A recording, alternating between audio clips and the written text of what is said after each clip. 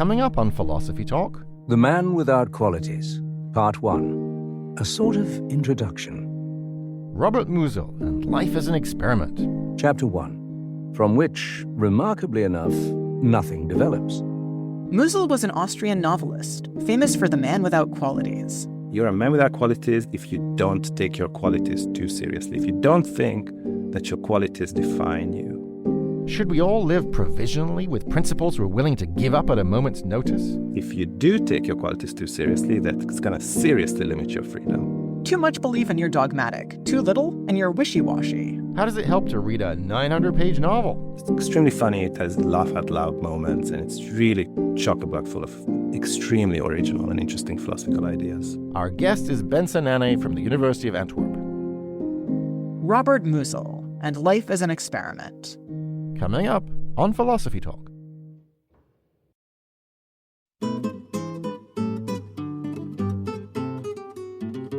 What would it mean to live without fixed principles? Do your qualities make you who you are? How can you prevent the triumph of evil if you won't pick a side? Welcome to Philosophy Talk, the program that questions everything. Accept your intelligence. I'm Ray Briggs. And I'm Josh Landy. We're coming to you via the studios of KALW San Francisco Bay Area. Continuing conversations that begin at Philosopher's Corner on the Stanford campus, where Josh teaches philosophy. And at the University of Chicago, where Ray teaches philosophy. Today, we're thinking about Robert Musil and Life as an Experiment. Musil was an amazing Austrian novelist writing in the 1920s and 30s, most famous for a book called The Man Without Qualities. And Ray, this is hands down one of the greatest novels I've ever read, and also one of the most philosophical. Yeah, in that book, the characters are running around planning this big anniversary celebration for the German Kaiser and the Austrian Emperor. But the novel takes place in 1913. So by the time the anniversary rolls around, World War I is already going to be underway. So the whole thing is pointless. Yeah, that's right. And it makes the novel hilariously funny. Plus, we also get to spend time with a fascinating character called Ulrich, who has tons to say about reason, value, and the self. Yeah, he doesn't believe in any of those things. He thinks reason is reductive, values keep changing, and the unified self is an illusion. I mean, these are cool and exciting thoughts and everything, but surely it's no way to live. Why not? Well, if you don't believe in reason, presumably you're just going to act at random, which will probably lead to you doing things you regret. And if you don't believe in stable values, what's to stop you from becoming a murderer? Oh, come on, Josh. Musil isn't writing a treatise. He's writing a novel. And so he's constantly raising questions rather than giving you answers. But here's my answer. You can just decide not to murder people.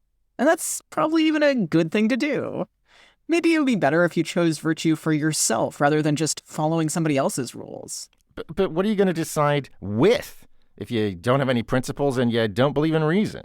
Oh, come on, Josh. It's not like reason is going to help you anyway. It's not going to stop you from committing murder.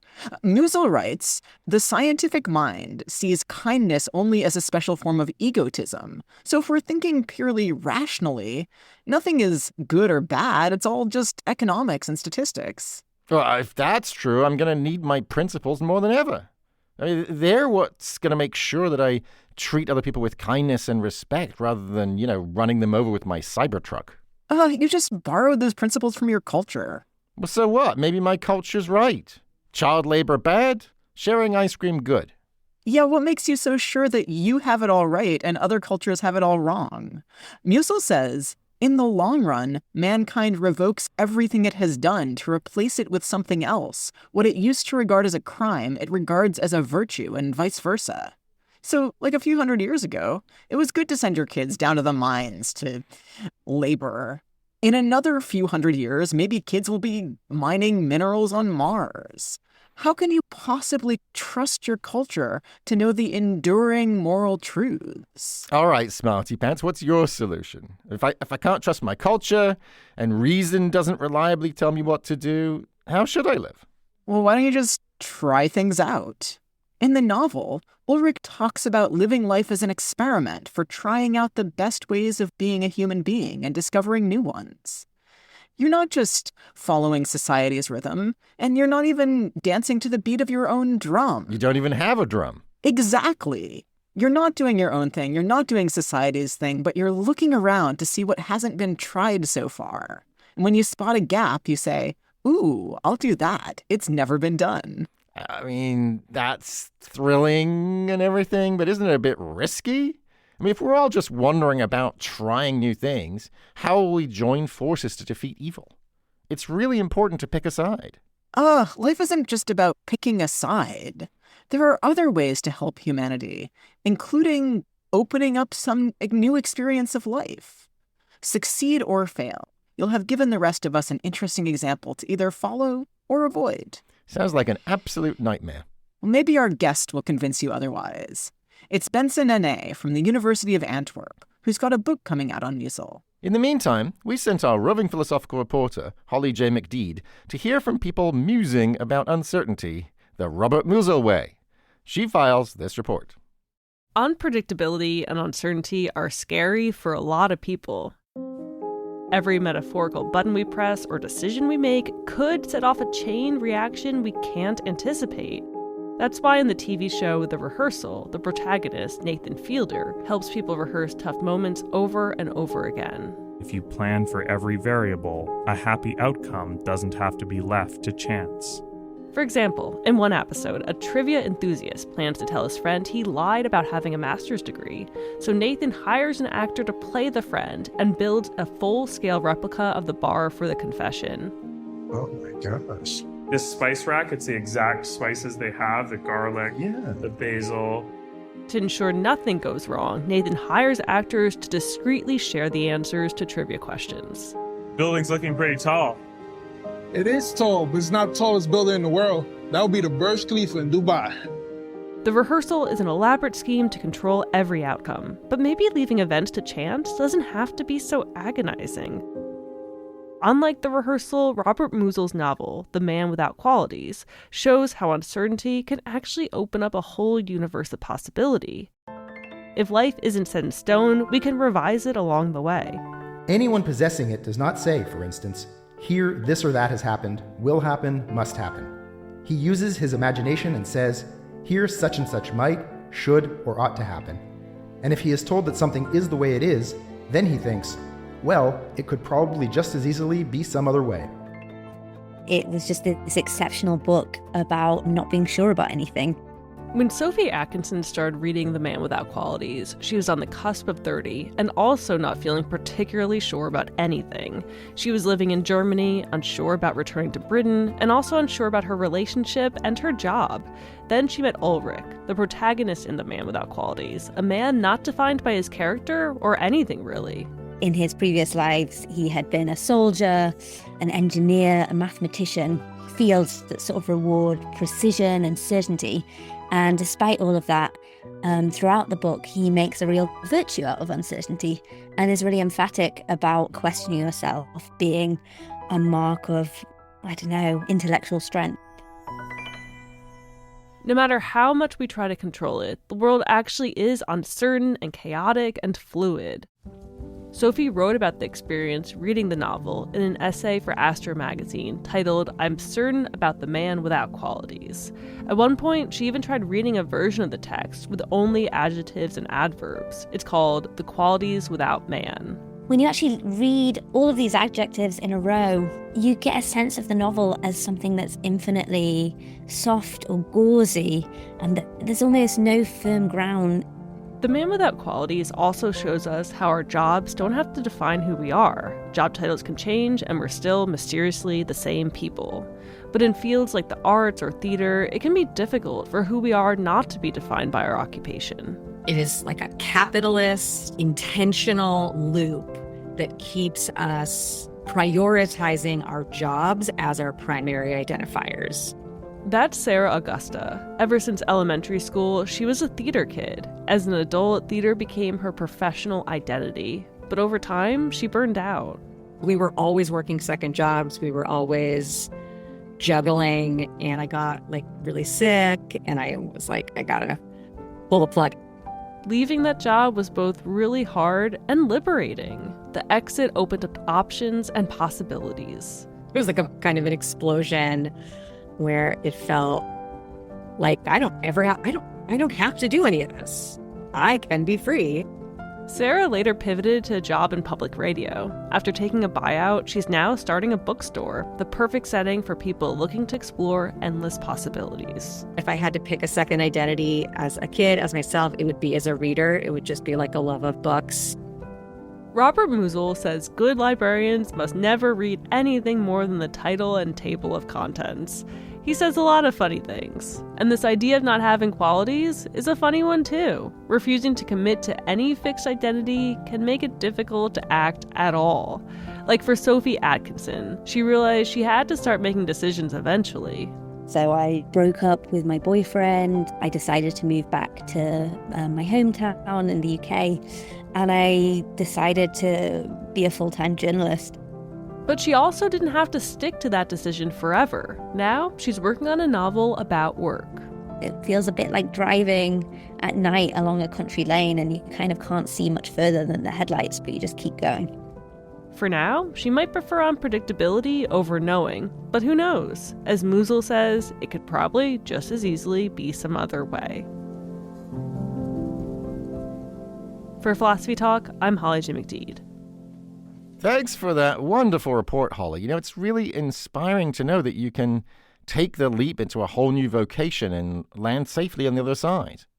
I'm Josh Landy. With me is my fellow philosopher, Ray Briggs. And today we're thinking about Robert Musil and life as an experiment. We're joined now by Bence Nanay. He's a professor of philosophy at the University of Antwerp and author of several books on psychology and aesthetics. But he's also author of a forthcoming book, Philosophy Without Qualities, Robert Musil, the Thinker. Bence, welcome to Philosophy Talk. It's great to be here. Thanks for having me on. So, Bence, you and I are big fans of The Man Without Qualities. What is it in that novel that appeals to you? Well, one of the many annoying things about being a philosopher is that if you go to parties and stuff, they're going to ask you, so who's your favorite philosopher? And for a long time now, I've always said, well, I have two favorite philosophers, Marcel Proust and Robert Musil. Part of the reason why I said this is just to be, obnoxious. But it's also because it's true. I really think that I learned more about philosophy from these two writers, novelists, than from any other philosophers. And I will also say that if you just compare these two, then with apologies to Josh, Musil is just by far the more fun to read. It has laugh-out-loud moments, it has extremely colorful characters, and it's really chock-a-block full of extremely original and interesting philosophical ideas. So we talked a little bit about Musil's most famous novel, The Man Without Qualities. What does that mean, the man without qualities? Well, on the face of it, it's just nonsense, right? It says a man without quality. The man without quality in this novel is this guy called Ulrich, who is the main character, and whom his friend calls the man without qualities, who blatantly has a lot of qualities. He's 32 years old, he's independently wealthy, he's sporty, he's a bit of a womanizer, he likes to make fun of people, and so on. These are all qualities, right? So how in the hell is he a man without qualities? The novel does a lot of very weird kind of philosophical musings about what this might mean. And what I think Musil means by this is that you're a man without qualities if you don't take your qualities too seriously, if you don't think that your qualities define you. Ulrich is a mathematician, but he doesn't take his being a mathematician to define him. That does not sum up who he is. So why shouldn't I take my qualities too seriously, if indeed I shouldn't?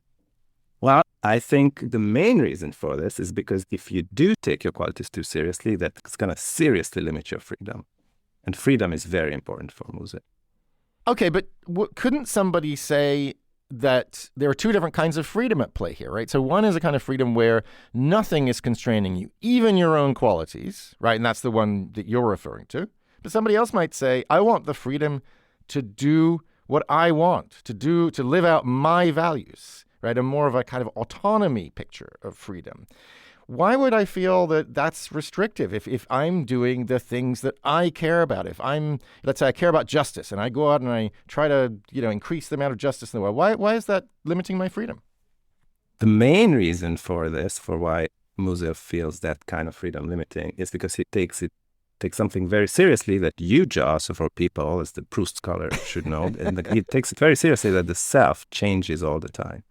So if I came up with ironclad principles 5 years ago about how I should live my life, that is going to limit my freedom now, because the self that made up those principles is different from the self that I have now. You're listening to Philosophy Talk. Today we're thinking about Robert Musil and life as an experiment with Bence Nanay from the University of Antwerp. Have you ever changed your core values? Are you frustrated when the people around you change their minds?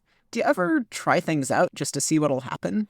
Experiments with experience, along with your comments and questions when Philosophy Talk continues.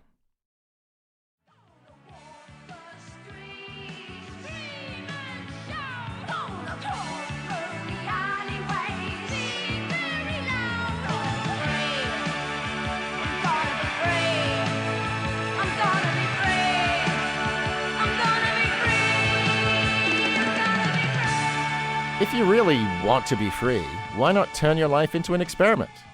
I'm Josh Landy, and this is Philosophy Talk, the program that questions everything. Except your intelligence.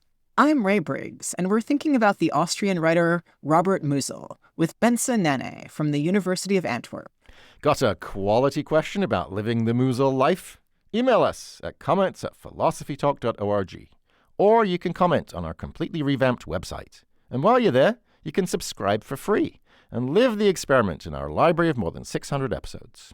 So, Bence, before the break, we were talking about how freedom is important to Musil and Musil's protagonist, Ulrich, because you don't want your past self, who is totally different from you, to be constraining your present self, who has their own desires and preferences. But a lot of other philosophers have thought that there's something useful about being able to constrain yourself. Because what if your present self has desires and preferences that are foolish? Like, what if you think, oh, I'd like to do a lot of drugs right now because that sounds fun, but you'd really regret it later? Isn't there some value to constraint? There is, and Musil is very clear about this, and he has a lot of very long-winded little kind of musings about how you need both freedom and constraint. I should emphasize that this is not a philosophical treatise. It's not systematic philosophy. It's a novel. So you don't get, premise, conclusion kind of structure. You get characters who live their lives in certain ways, and most of them live their lives in ways that are just terrible. They're really not fun. So if Musil is teaching us anything, he's teaching us by example. And when I say by example, I mean by negative example, by examples not to follow. So are all the characters, there's many characters in this incredible novel, as you say, many of them extremely colorful, not least the protagonist, Ulrich, very charismatic, charming, brilliant. There's a general, Stumm, who decides to conquer the library, and all kinds of other fascinating characters. One who seems particularly relevant to our current conversation is Moosbrugger, who is a serial killer, and he sort of pops up every now and again. He seems, at least to my mind, to be a living, breathing counterexample to the thought that, well, just sort of try things out or try something that hasn't been done. So would that count in that sort of realm that you're talking about? Another negative example, another kind of challenge for us in case we get too excited and too carried away by Ulrich's charisma. Watch out. If you just kind of let yourself drift and do whatever you feel like, you might end up like that. I think that's exactly right. So many of the characters of the novel, they are really kind of negative examples of what happens if you take yourself too seriously. If you identify with your being an aristocrat, so there's an aristocrat character who's just really taking his aristocratic nature very seriously. What happens if you take your romanticism too seriously, your nationalistic romanticism or any other kind of romanticism? That's not fun either. But there's this one character who you drew our attention to, who's a mass murderer of very humble origins called Moosbrugger, who in some ways very different from anyone else in the novel. And he shows up in every 10 chapters or so without much explanation. It's a little bewildering why we have him. None of the other characters of the novel have ever met him.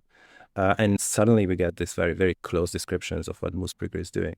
And I think that the reason why he's there is to provide this kind of counterbalance. If we move away from this not taking your qualities very seriously, If you move too far, you're going to end up in the kind of Moosbrugger end of the spectrum. So we are shown one bad option with all these people who take themselves too seriously. But we show another bad option. Is what's happening if we don't do that. So again, what Musil is doing is to show us two bad options, and then we can make up our minds how to navigate between those two.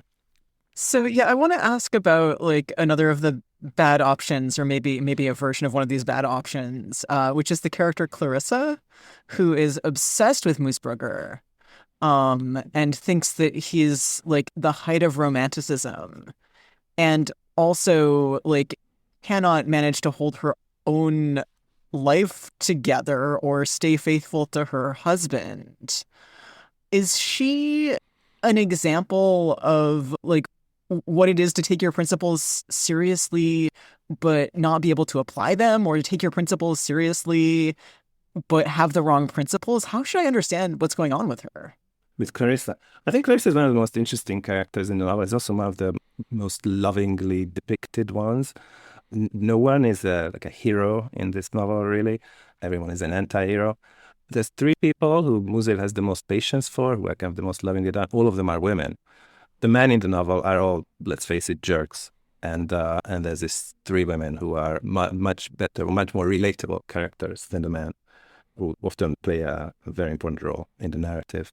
And Clarissa is one of them. And Clarissa is married to this guy called Walter, and they are childhood friends with Ulrich.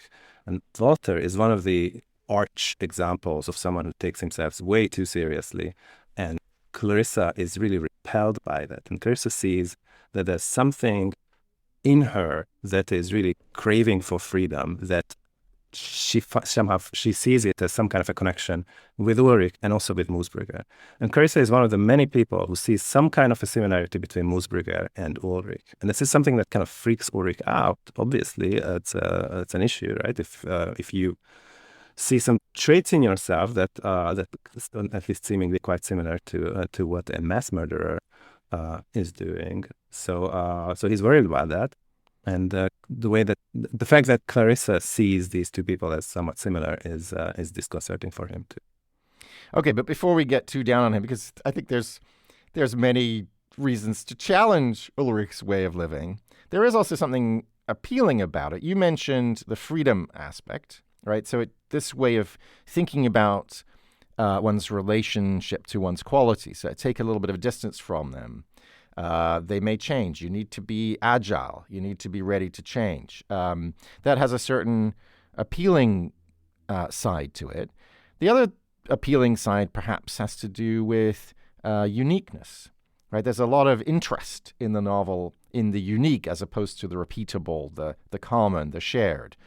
And one of the ways that Ulrich seems to talk about his qualities is, yeah, okay, I've got some qualities, but any quality you can point to is something that somebody else has too, right? So let's say Ulrich is charming. Well, there are other people who are charming.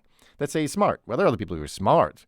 And so there's this nice line. Every one of those qualities was no more intimately bound up with him than with anyone else who happened to possess them. So is that another kind of attractive feature of Ulrich's way of life, that it sort of brings out a little bit more what's unique about each individual and about each individual situation? Yes, I think that's a very crucial concept of the novel, about the uniqueness and the maybe the most important kind of underlying idea that Ulrich is obsessed with, and I think Musil is too, is the idea of non-interchangeability. So if someone in my life is interchangeable, that means that it's really, that person is not very important for me. If I love someone, that means that person is not interchangeable for me. There's got to be some kind of a uniqueness in that relation. And what I think is a much more original twist on that is that really ideally we would have the same relation to ourselves.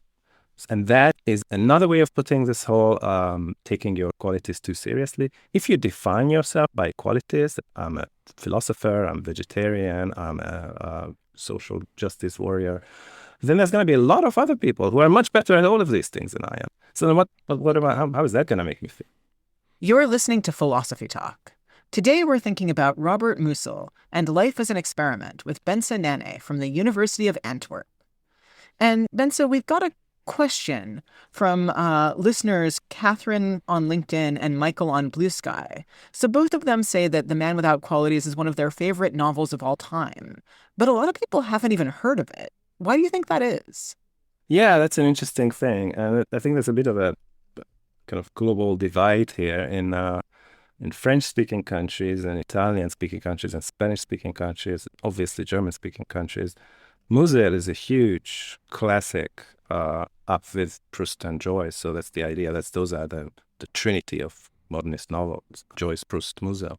And in English-speaking countries, that's not at all the case. And there's various conjectures about why that's so. The novel got translated relatively late for various reasons that had to do with the war. It's also the first translation, although I quite like it myself, is not superb. So that might not be a very good hook for people to get into it. I myself really hope that's going to change eventually, and people are going to learn more about Musil because, as I said, with all my admiration with Joyce and Proust, Musil is just much more of a page turner. Can I come back a little bit to something we were talking about right at the beginning, reason? So there's an awful lot of skepticism in this wonderful novel, although qualified by skepticism about the skepticism. There's no self for you to be, there's no values to live by, and there's no reason to help you, right? So can we pick up on the reason part? Ray and I were talking earlier about how in the novel, it's not that reason is completely dismissed and so on. Obviously, people are debating all the time and arguing and making logical chains of reasoning and so on. However, there's that nice line that human beings use ideas at most in order to justify themselves. So reason is just rationalization. There's another line, thinking is a world of its own and real life is another. So reason doesn't really help you to live. And there's the stuff that Ray was quoting about how science reduces emotion to glandular secretions and things like that. What's really going on there? I mean, it seems like maybe that's true, but it's not livable. This approach to shaping life is in no way nurturing. So where should we land, given that this is a novel where it seems like reason isn't sort of everything it's cracked up to be, but on the other hand, what are you supposed to do? What are you supposed to do? You kind of need reason, but reason is also not, it's not going to be the solution to all our problems. Yes, so Musil has a very ambivalent relation to reason, and by reason I think we mean something like rationality here, right? He is trying to question the primacy of rationality, and is very, very clear about how rationality is not is always influenced by or intertwined with our emotional life. Nothing is fully rational; it's always emotional/rational. But at that time, we're talking about first half of the 20th century.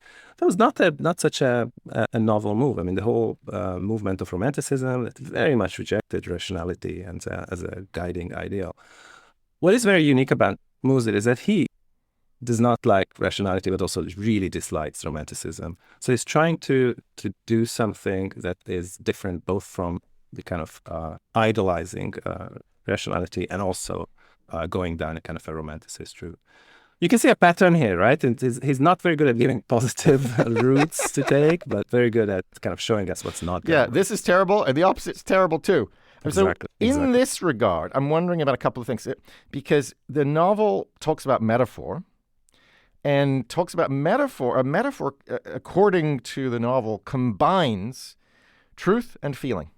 So it seems like a metaphor is a place where you get a bit of both. I also wonder about the novel itself, because the novel itself combines literature and philosophy. And so the literature is probably going to give us a bunch of feelings, and the philosophy is going to give us a bunch of thoughts. Are these two things, these two very literary things, potentially a place where you could kind of have the best of both worlds, or a middle ground, or a synthesis, a compromise, something like that? I think that's one of the possible compromises or possible middle grounds that Musil is trying out.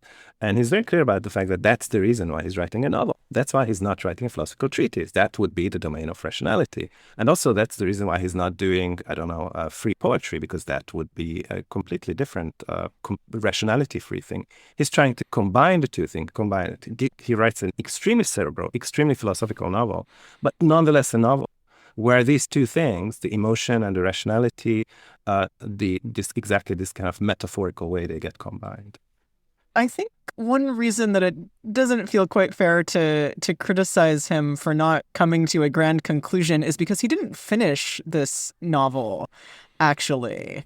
How much do we know about like what he would have done with it if he had had the chance to finish it? Yeah, we know a fair amount because there's a giant Musil scholarship, and he left behind literally tens of thousands of pages of notes that people are looking through, and you can as well because it's all online, so that's kind of fun. He did not finish the novel, and the general consensus in Musil scholarship is that he could not have. That's just not something that he could have done. One thing that she's mentioned at the very beginning, actually, Ray, is that the novel is set in 1913. And he thought about various ways of finishing it. In one of them, Ulrich enlists in the Austrian army and goes to wage a war. And another one, I don't know, he kills himself and so on.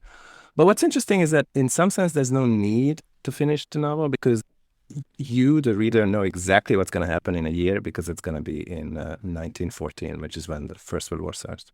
And that's another area where it seems like the novel is potentially putting Ulrich's way of living in question, right? Because on the one hand, you might think, well, there's something very charming about the way he's living. It's very free. It's very attentive to the particular. He's not causing any harm because he's not doing very much. But on the other hand, you might think, well, geez, to borrow a phrase from Broch, everyone's sleepwalking into catastrophe.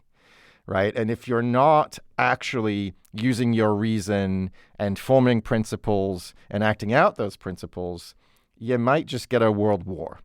So is the fact that the war is around the corner potentially, is that something that should be in the back of our minds and make us worry about the way Ulrich is living his life?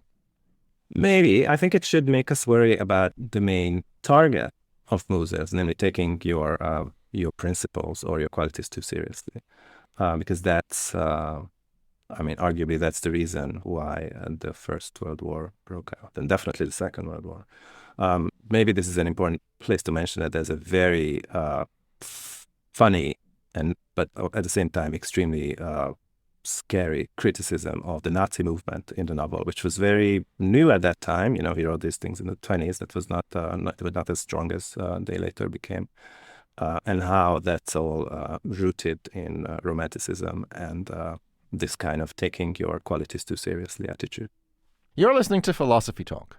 Today we're thinking about the Austrian writer Robert Musil with Bence Nanay from the University of Antwerp. Do you ever get frustrated that you can't predict how things will turn out? How do you know what to plan for? Is it possible to just go with the flow? Floating from frustration to freedom. Plus, commentary from Ian Scholes, the 60-second philosopher, when Philosophy Talk continues.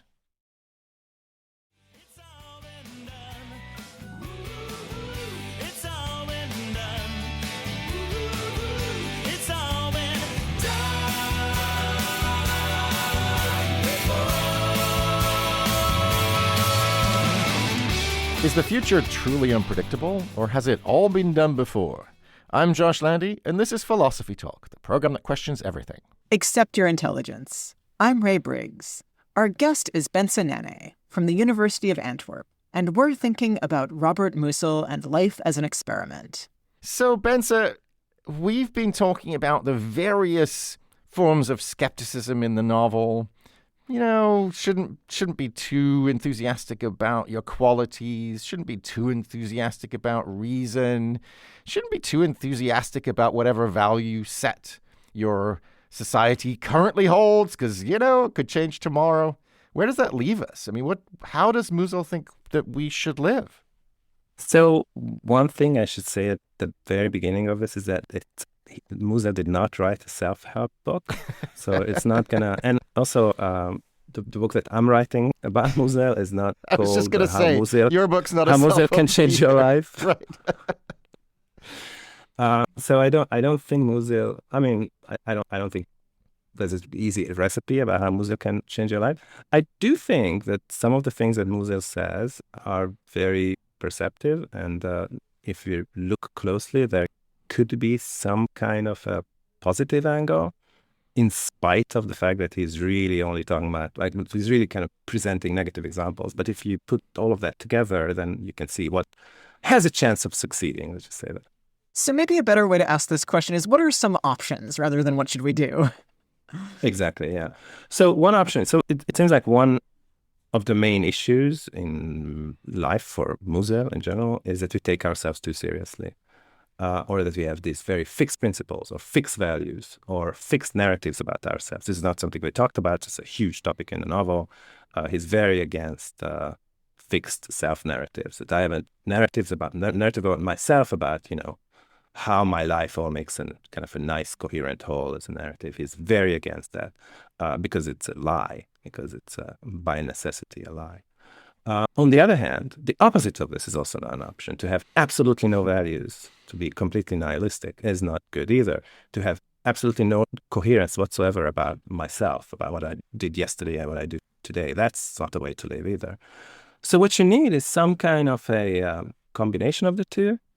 And one way in which Musil talks about this is exactly in the terms that you guys framed this episode, is life as an experiment. Something like, he calls it hypothetical living. So we try out a certain hypothesis about these are going to be my values for this week.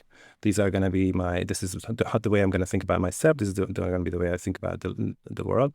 And let's see how that feels. Let's see how that helps me get around in the world. And then if it doesn't work, I'm going to revise. So one kind of metaphor that is helpful here from Musil is life as an essay. Mm-hmm. He says at some point, wouldn't it be more original to try to live not as a definite person in a definite world, but as someone born to change? Exactly. And there's another nice line. Let me just throw this in, because I think this is also very clarifying. One probably had to tackle everything one wanted to do effectively with the utmost seriousness, even when one knew that in 50 years, every experiment would turn out not to have been worthwhile. So this essayism, this punctured seriousness, as it's sometimes called in the novel, that seems very interesting, right? This idea that you do actually have a kind of commitment to something, right? You're not just free in the sense of capricious, floating about all over the place at a moment's whim. You are driven by a set of, I guess, principles or something, but they're provisional ones. They're ones you're willing to surrender if things go awry or you change your mind, something like that. Does that seem about right? That seems exactly right. And that maybe this is a good place to bring in that Musil started out as a scientist. He did a philosophy degree in a PhD. He got a job offer for an assistant professor job in Meinungs's department. So he had a full philosophical career, but he was also which he gave up to write novels, but he also had very strong scientific credentials. And I think the reason why he liked science is because that's exactly the way science works. You take a certain value, certain hypotheses extremely seriously, as long as they work. But if they don't work, you just ditch them and you get some new ones. So it does not mean that you somehow live your life in a half-hearted way. You live your life to the full, but not in a rigid or inflexible way. Maybe this is actually a difference between Musil and Ulrich, who is kind of a rich ne'er-do-well, who I don't think anybody would describe as a serious scientist. Right. Maybe a reason not to think of Ulrich as a mouthpiece for the author here. There's a difference between Musil and Ulrich, and that's similar in the literature. There's almost as much discussion about this as the difference between Proust and the narrator of the Proust novel. So they're definitely not the same people. And maybe this is also a good time to mention that that's not the only book, not the only writing that Musil has done. He's written other shorter pieces. He's written a lot of essays that he was actually proudly calling them essays, and they are kind of essays in the sense that we just talked about before, where he gives philosophical arguments about certain things. So it's not all what Musil thinks is not to be identified with what Ulrich thinks. So it's very important. That makes sense. Before we move on to other potential candidates for, less awful ways of life, I want to get to something that I find kind of delightful in the notion of this scientific hypothesis way of living, this essayistic way of living, which is the armed truce of ideas. So there's this lovely line that the protagonist has, Ulrich. I don't know if he's speaking for Musil or not here, but he says that we can't live without ideas, but we have to aim at an equilibrium among them, a balance of power, an armed truce of ideas so that none of the contending parties could get too much done, which I love. And it sort of reminds me of the way that some people talk about the founding of the United States, where there's these checks and balances that are designed to make sure that nothing much gets done, right? That nothing too radical happens. What do you think? Is that something sort of promising, or is it sort of limiting? Because after all, we do want to get some things done. I think that's a very good analogy to think about the checks and balances.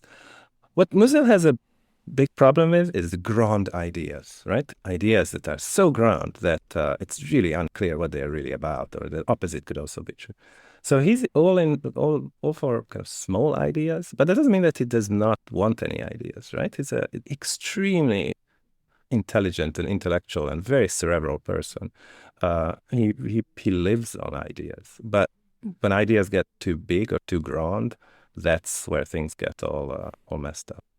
Bence, I want to ask about the state that Musil calls the other condition and how it relates to sort of big and small ideas.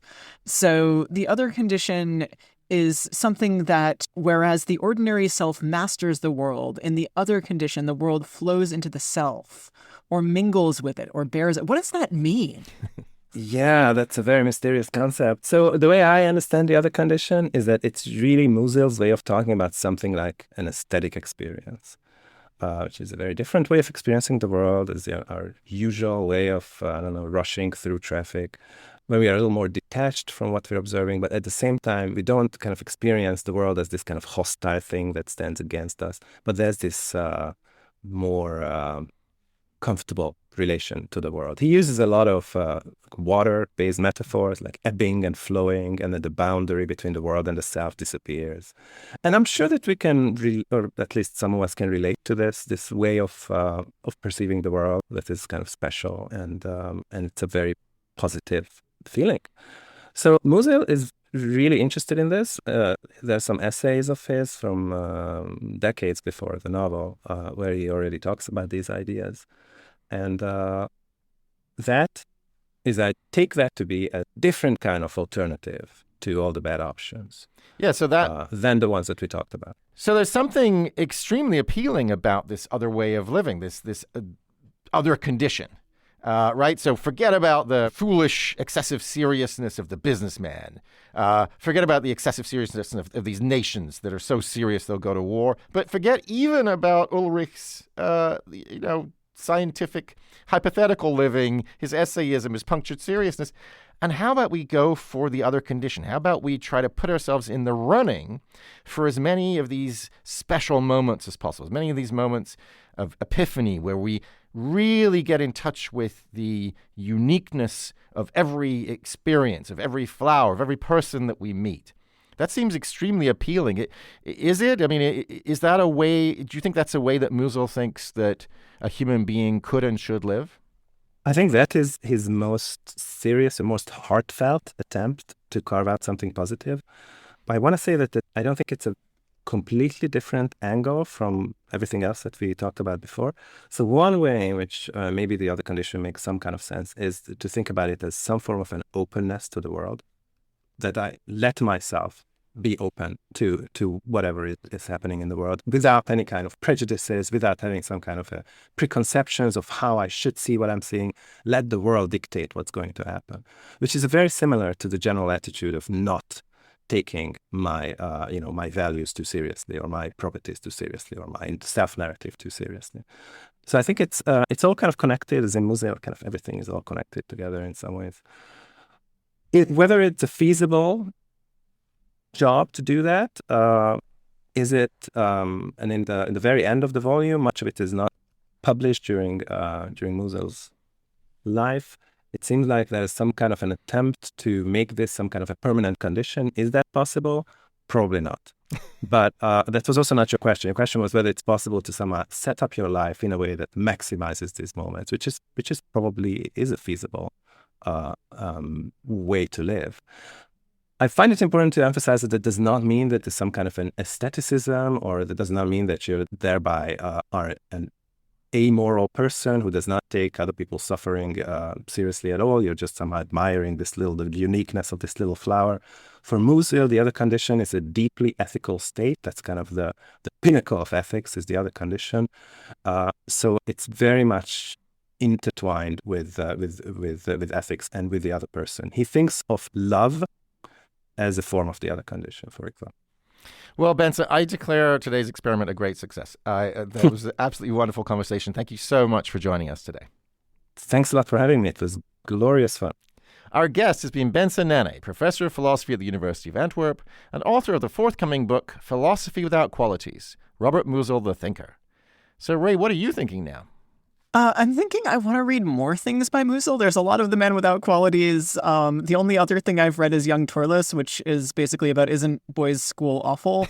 And so I'm going to go read some of his essays, I think. They're really fantastic, and oh my God, is The Man Without Qualities hilarious and brilliant at the same time.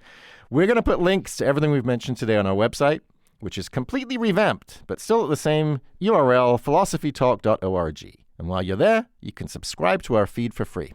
Or you can support the program with a premium subscription and question everything in our library of more than 600 episodes. Now, a man whose lack of principles won't slow him down, it's Ian Scholes, the 60-second philosopher. Ian Scholes. So, the great unfinished novel, The Man Without Qualities, about the fall of the Austro-Hungarian Empire, is close to 1,500 pages long. If I ever finish the rock and roll novel resting in my sock drawer, it may well exceed that, because it will inevitably deal with the fall of this particular empire. But, even if I finish it, will there be anybody left to read it? And why would they read me? Maybe if I make it a survival manual. The Man Without Qualities centers around Ulrich, a former mathematician and soldier in 1918 Vienna. He's been enlisted, or tapped, as they say, to be on the Collateral Campaign, a planning commission for a huge celebration of the 70th year of Franz Josef's reign. The novel pays a lot of attention to this committee as they discuss how to capture the hearts and minds of the emperor's subjects as well as the people of the world. The committee has an industrialist, a conservative who can't make decisions, a grifter trying to figure out who to bribe, a general who wants to impose military values on the civilians, also various servants who serve as spies for their masters. It also delves into the citizens of the nation itself, who are Austrians, Hungarians, lickspittles to royals, louts, farmers, people whose dreams contradict each other, people who want to change, people who won't ever change. There's much space devoted to a man named Moosbrugger, who doesn't really appear in the novel, but is in the news. He's a notorious criminal on trial for murdering a prostitute. But he looks nice from the photographs. He's not a sex killer, though. So is he sane or not? How guilty is he? Are we all guilty? What does Moosbrugger tell us about us? Does he need to be factored into the Jubilee? He's part of the empire, isn't he? The novel gathers competing visions as to what exactly this Jubilee will deliver.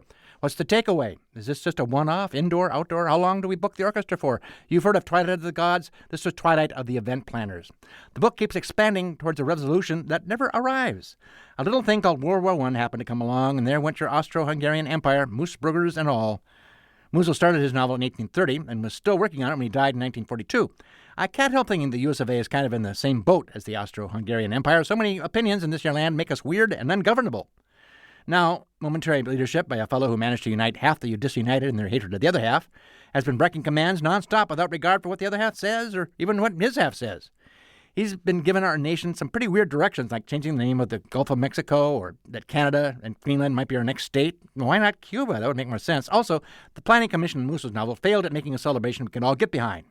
We had one that actually took place, by which I mean our president's birthday parade in D.C., which left a sour taste in the nation's Gemeinschaft. Gesellschaft, too, I believe, threw up a little in his mouth, but at least it happened. We should be grateful we even have tanks. Does Greenland have tanks? I doubt it. So we are momentarily unified, 35% approval anyway, mainly because voices that don't belong to the president are ignored. And we're a swarming bag of nagging voices, really. Can't keep us in there forever. Speaking of Moosbrugger in The Man Without Qualities, he's merely discussed in that book. America's Moosburgers are part of the census. We have thousands of Moosburgers. Also, look at true crime, adulterous poisoners, stepchild shotgun killings, black widows, black widowers, killers for hire, killers for fun, citizens all, many of them men, all without quality. We don't have taste. We don't even have dress codes. If we could just find the right catchphrase, it is believed, we could all come together under its banner. Could be, we may be men and women without qualities, but we are nothing without our algorithms. Robert Musil ended his days in Switzerland in 1942 with Nazis swarming just outside the border, still working on his novel about the vanishing of the Austro-Hungarian Empire. So, yeah, it's not rocket science, really. What happened to the Austro-Hungarian Empire was, eventually, Nazis. They took their event planning pretty seriously. Remember the Anschluss? That put quite a crimp in Austria's Gemeinschaft, I tell you that. I gotta go.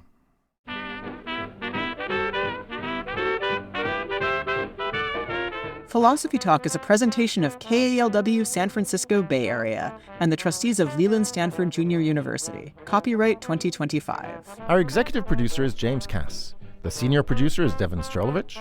Laura McGuire is the Director of Research and Advancement. Thanks also to Merle Kessler, Angela Johnston, Karen Ajluni, Steve Choi, and Linda Fagan. Support for Philosophy Talk comes from various groups at Stanford University and from the members of KALW Local Public Radio San Francisco, where our program originates. The views expressed or misexpressed on this program do not necessarily represent the opinions of Stanford University or of our other funders. Not even when they're true and reasonable. The conversation continues on our website, philosophytalk.org, where you can become a subscriber and question everything in our library of more than 600 episodes. I'm Josh Landy. And I'm Ray Briggs. Thank you for listening. And thank you for thinking. Why did they call World War I World War I? It's quite pessimistic numbering, isn't it? Or did they just know it was the start of a franchise?